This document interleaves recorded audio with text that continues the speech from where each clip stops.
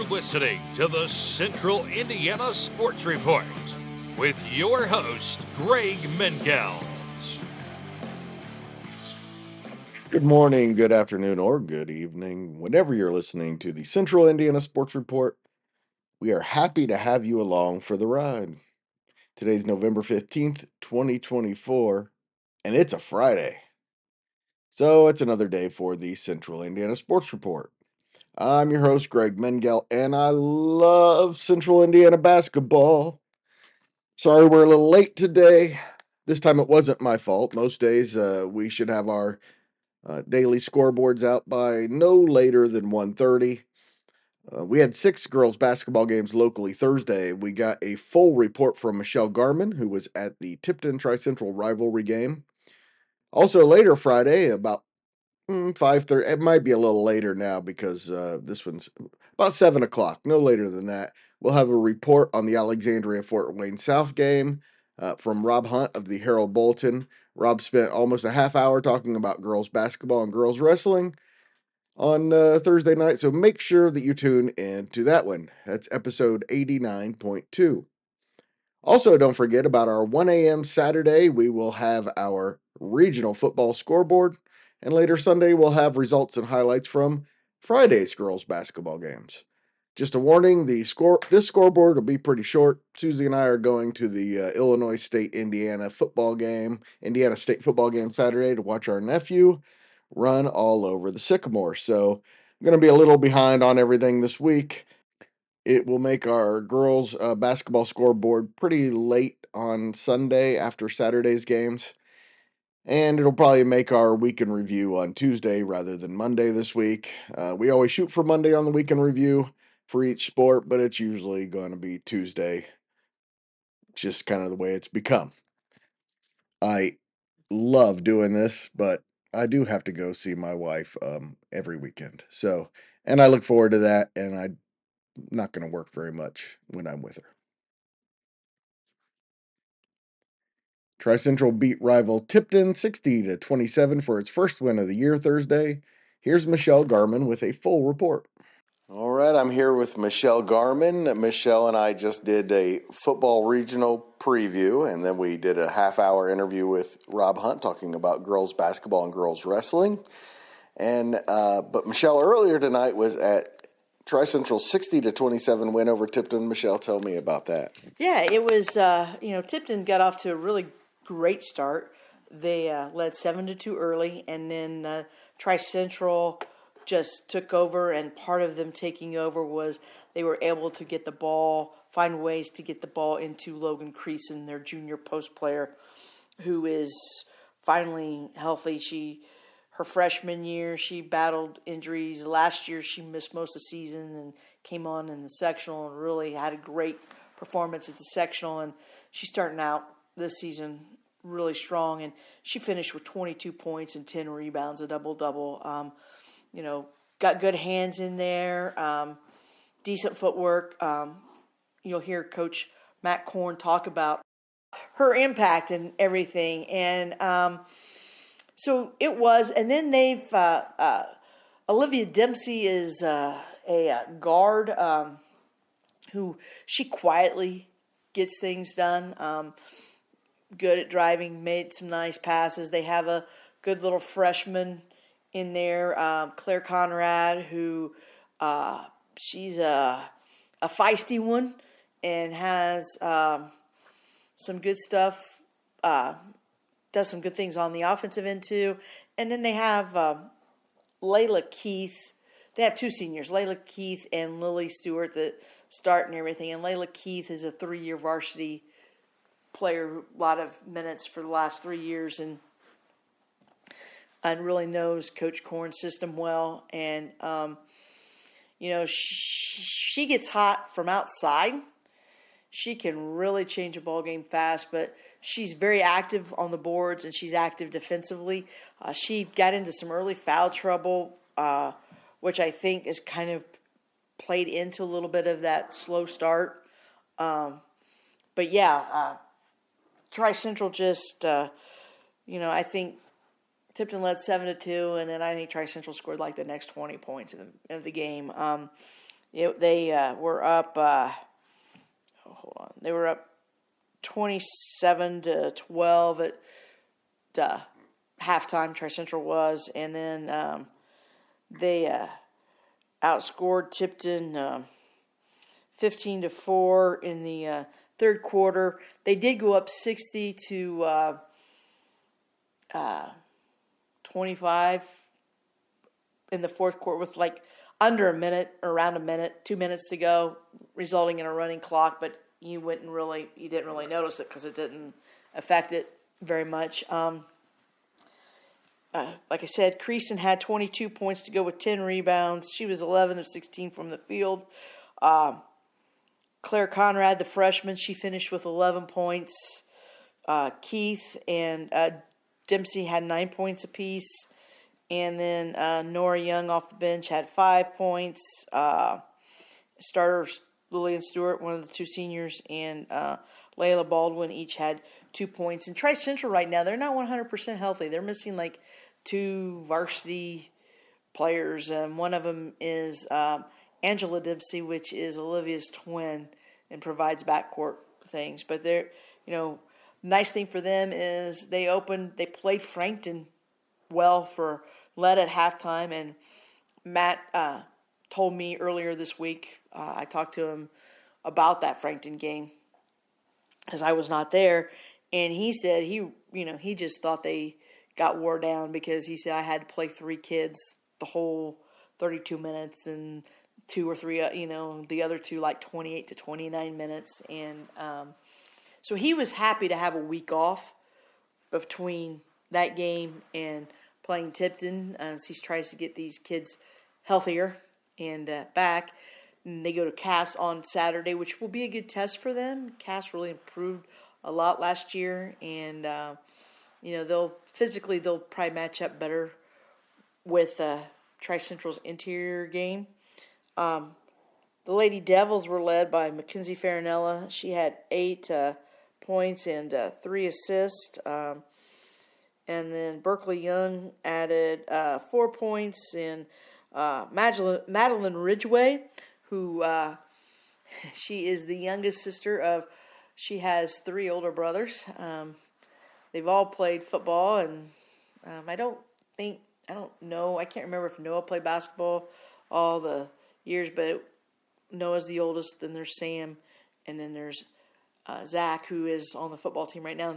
They're all over. Her brothers are all over 6 foot. Sam is like 6'8", and Zach's like 6'5", and Madeline's pretty tall, and she came off the bench and looked good in 2 quarters, and she scored 4 points and had like 4 rebounds. And as she gets physically stronger, she's going to look pretty good. They have another freshman, Shelby Fernung. She hit a 3 for her the first 3-pointer of her career.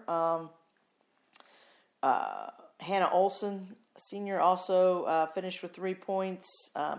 Holland Wilson had 2, as did Chastity Keelish, and then Kennedy Lancaster hit 1.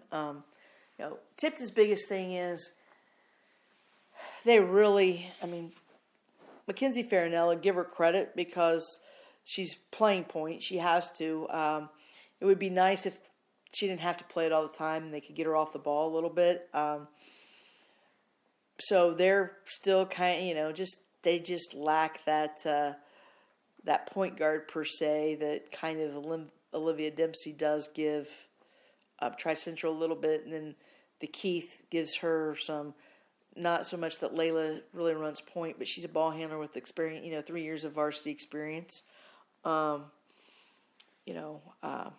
Tipton's unfortunately, they won their first game, which was great, and now they've lost 3 straight since then. And they host Winchester on Saturday, and as we talked, Rob and I talked, and I really think Tipton probably ought to look at really lightening their schedule. Right, they're playing a schedule that was created for the Tipton teams that were really, really good. Yeah, just a couple of years ago. Well, yeah, and in Tipton, it's been a long time since Tipton's had a team that hasn't had a go-to player or two go-to players. It's been a really long time. Did they, after Leela's group was in there, did they kind of have a couple? Yeah, but it didn't take them long to build back. So yes, they're playing. They're really kind of playing more of a schedule you expect a high-end 2A and a 3A team to play with what they've got, and it wouldn't hurt them to try to get it down. And maybe more schools will be willing. I'm not so sure a lot of schools probably necessarily were willing because of Tipton's history and tradition, but maybe more schools will be a little willing because they do need to be able to experience some more success. Michelle spoke with both head coaches following the game. As she said, the Trojans go to Lewis Cass on Saturday for a 7:30 scheduled tip. Here's Matt Korn to talk about Thursday night's win. Well, Matt, kind of a slow start, but you got it going. And really, I thought the big key was you finally found was getting it inside to Logan Creason, who was just dominant tonight. I had her for a double-double of 22 points, 10 rebounds. I also had you out rebounding Tipton 33 to like 16. So yeah, Logan is she didn't play. I think she only played about 10 games last year, and about 6 of those was her trying to get into game shape. She was hurt, clear to about mid-December, and so I think in the sectional game last year you kind of got a glimpse of what she can become, and that's who we want her to be. She, we know she's going to be the most physical player on the floor every night. She's going to go through contact. She does a good job of finishing around the rim. She's got really good hands. Her feet are something that we're working on, but her hands are excellent. She's just got early in the game she was kind of pressing. I thought we were pressing a little bit as a whole. Just a lot of turnovers early.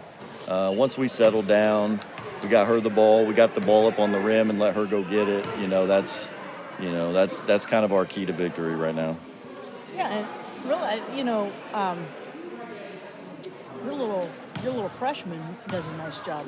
Oh, she's one of those kids where she's very raw offensively, but she's one that you can take into a foxhole with you. She will fight, and she has no worry about getting her nose in there and digging, and it's kind of nice to see from a freshman, who the first game she kind of looked terrified early, but she's in there to play defense, rebound, do a lot of the hustle stuff. Her offense will come as she gets older. So there's that freshman doing Claire Conrad. Yeah. She had a nice 3 there too off that nice inbounds pass. So. Yeah, it's something we work on with her confidence and taking that shot, and I'm glad she was able to see one go. But the biggest thing I keep telling them, we're not shooting a high percentage from distance, but we still got to keep taking them. Sometimes that's good offense for us. Just get the ball up on the rim, let Logan, let Olivia, let Lily, let Layla go get the ball. Well, so. And that's the other thing. I think Olivia Dempsey, she quietly does her job. She does a lot of the little things. She's an outstanding rebounder for a guard. She's just got a nose for the ball, and I think you're seeing her mature as a player from last year, kind of being thrown in the fire as a sophomore, first year starter, to now. She's so much more comfortable. I think a lot of these girls coming back after playing their first year, with heavy varsity experience last year, they just look so much calmer, so much more comfortable on the ball, and just. Our execution is a testament to just the composure that they're starting to play with. I thought we executed really well tonight offensively, and defensively they just did what they were supposed to do. And we got a little handsy early on, got into some early foul trouble, which we can't afford to do. We just don't play that many bodies. But overall, excellent effort. Tipton has lost 3 straight, as Michelle said, since starting the season with a win over Eastern. Next up is 1-0 Winchester at home Saturday evening. The Golden Falcons play Friday night against Knightstown before that game. Here is Michelle's discussion with Tipton head coach Leela Gilman following the game. Leela, was talking to Coach Korn, and you couldn't have asked for a better start, 7-2. But then Tri-Central found, which was their strength, were able to get creasing the ball inside, and she just kind of took over. Yeah, we just got to be more disciplined and all on the same page. Play all together. I think we just tried to play too much one-on-one defensively. It's got to be team defense from here on out. Again, like I said, a great start, and then for you, you're young enough, but when things you have a bad stretch, it kind of seems to go longer, and I think that's still quite a bit of your youth, and still, even though I know they played a whole season, it's still lack of experience. Yeah, we're still learning and growing, for sure. What we talked about was that we have to start making our flows a little longer and our ebbs a little shorter. And that just takes us all locking in at the same time, getting back on the same page quickly, and just committing to the Lady Devil way. A nice bright spot for you tonight, I thought, was a play of Madeline Ridgway when she came in off the bench. I mean, she gives you some size, and I know as she gets experience, it's going to benefit you inside. Yeah, she gave us a good spark off the bench tonight. We look to her to continue to work on growing and committing to the things that we do the right way. But we just got to keep her moving in the right direction and buying in and putting forth the effort 100% of the time. Of course, you turn around, you play Winchester on Saturday, so... Yeah, another big game. Winchester returns all their varsity players from last year. We struggled against them last year, but I think that we come in tomorrow, have a good practice, and be committed to getting better and winning moments on Saturday. Good things will happen for us. Defending co-CIC champion Eastbrook suffered its first loss of the season Thursday, 58-19 at Heritage Christian. The Panthers are now 1-1 and host Southern Wells on Saturday evening. 2A number 16 Heritage Christian, a 7-time state champion, is 2-0 and hosts 2-1 Pendleton Heights on Saturday afternoon. Two nights after a 34-point triple-double, Alexandria senior Jack Hosier had 24 points and 14 steals to help lead Alexandria to a 51-20 victory over Fort Wayne South on Thursday. The 2A number 8 Tigers are 5-0 for the 5th straight year. South is now 1-3. According to Rob Hunt of the Herald Bulletin, Hosier now has 1,549 career points. That's third on Alexandria's all-time list, and the top two are probably in trouble. Earlier on Thursday, Hosier officially signed her national letter of intent to play college basketball at Vermont. She is 1,000% committed. In Thursday's win, Alexandria only trailed once, 2-0, before a 24-point run by the Tigers. Alexandria led 22-2 at the end of the first quarter and 40-9 at the half. They also had a 14-0 run in the third quarter. Lily Harp also scored in double figures for the Tigers, who have a week off before going to 1-1 Yorktown next Thursday. Also for Alexandria, senior Riley Kellum scored 7. Trinity Ford had 6 on a pair of three-pointers. Maddie White led South with 10 points and 18 rebounds. Michelle and I spoke to Rob Hunt about Alexandria's win and some girls basketball in general and girls wrestling. Expect that coming up later Friday afternoon, maybe evening. Mississinawa suffered a 55-40 loss at Wabash on Thursday. The Indians led 11-9 after the first quarter, but they were outscored 15-5 in the second quarter and 15-12 in the third by the Apaches. Senior J.C. Crick led Mississinawa with 16 points, 3 rebounds, and 2 assists. Senior Emma Wakeman had 8 points and 8 rebounds. And senior Avery Wilson scored 2 points and led Mississinawa with 3 steals. That's 3 straight losses for 1-3 Mississinawa, which looks to rebound Tuesday at home against 2-0 Bluffton. Bluffton has outscored its 2 opponents 175-58. 2-1 Wabash's trio of seniors Brooklyn Buzzard, Anna Doty, and Caitlin Honeycutt combined for 44 points 10 rebounds, 12 steals, and 4 assists. The Apaches visit 1-1 Marion on Saturday evening. Kokomo is off to its best start in 14 years after Thursday's 72-26 home win over Peru. It's the best start the Wildcats have had under fifth-year head coach Haley Peckinpah. The Wildcats haven't given up more than 10 points in any quarter this season and held the visiting Tigers scoreless in the first to race out to a 19-0 lead. Kokomo led 43-10 at the half and 57-16 after 3 quarters. It was another balanced performance for the Wildcats, led by 21 points from senior Michaela Drake. Drake was a perfect 4 for 4 in the first quarter with 9 points. Junior Elena Stewart was 4 for 4 for the game and had 10 points, 8 rebounds, 3 blocked shots, and 2 assists.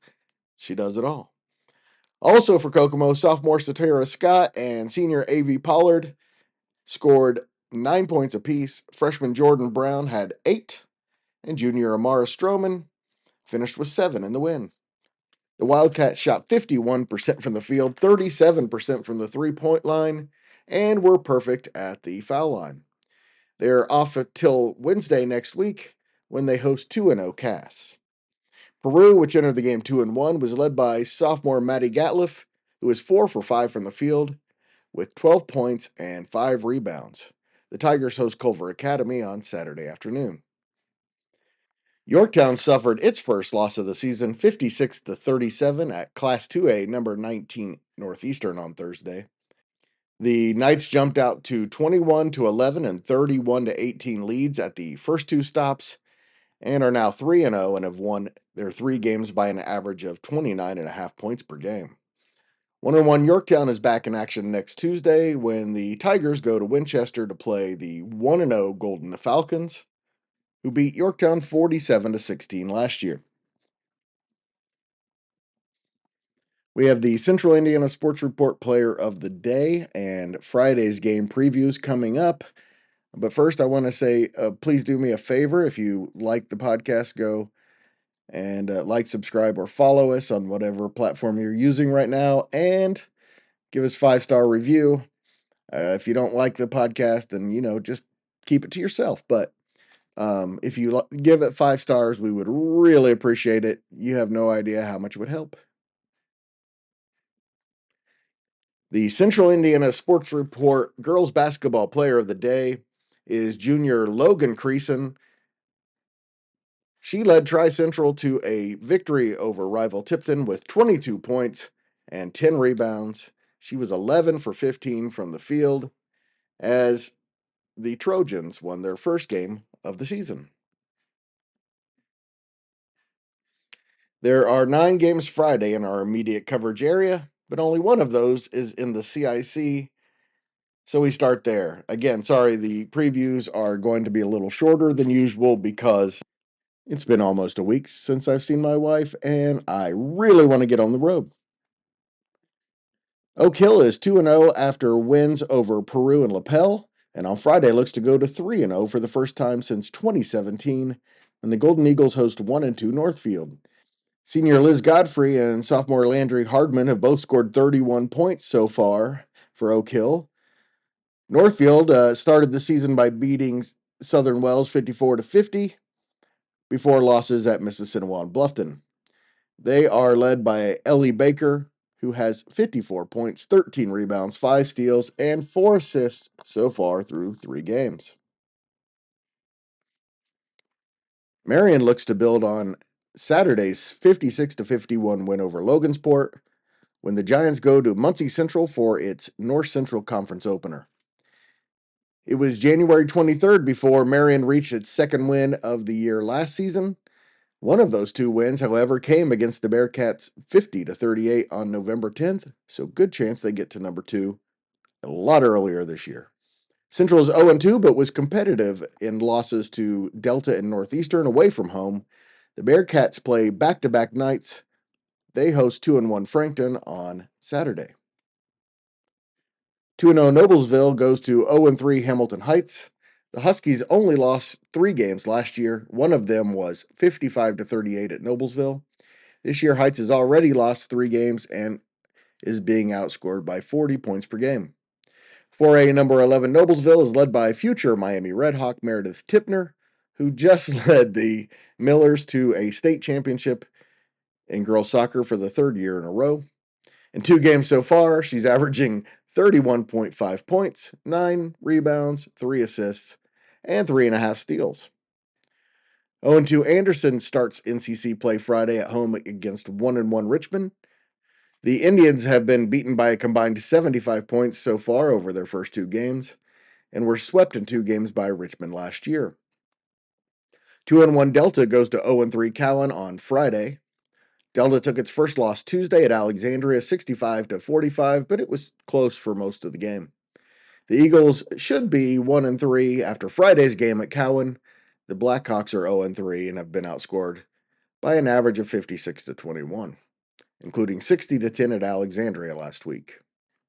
Juniors Jillian Barr and Griffin Knight are averaging 27.7 points, 20 rebounds, 5 steals, and 3.7 assists between them. Daleville goes to Centerville on Friday. The Broncos are in their first year under head coach Joe Wrench and are 2-2 so far, and 2-1 when senior Trishelle Johnson has returned to the lineup from her finger injury. Johnson scored 25 points, grabbed 10 rebounds, handed out 7 assists, and had 4 steals in her first 2 games of the year. Junior Addison Gothrop is leading the Broncos at 15.7 points, 4.7 rebounds, 2.7 steals, and 2 assists per game. Centerville is 1-1 after beating Blue River 54-46 on the road Tuesday. 0-3 Westdale hosts 3-0 Randolph Southern. The Warriors have been beaten by an average of 40 points per game so far, including Wednesday's 54-16 loss to Madison Grant. The Rebels are beating teams by an average of 37 points per game. Also for Saturday is Taylor at Eastern, which was scheduled for Friday, but has been moved to Saturday at 7:30 because both teams had football programs playing in the regional Friday. I bet when they made the schedule, they didn't expect that, since it's the first regional ever for both programs. There are now 13 games on Saturday. We'll preview those on Saturday morning's Central Indiana Sports Report Girls Basketball Scoreboard. Thanks once again to Michelle Garman, who is just the best partner you could have. Matt Korn and Leela Gilman for joining the Central Indiana Sports Report, and thank you for listening. If you like what you hear, don't forget to like, subscribe, or follow, and tell a friend. Central Indiana Sports Report is a product of ITG Media.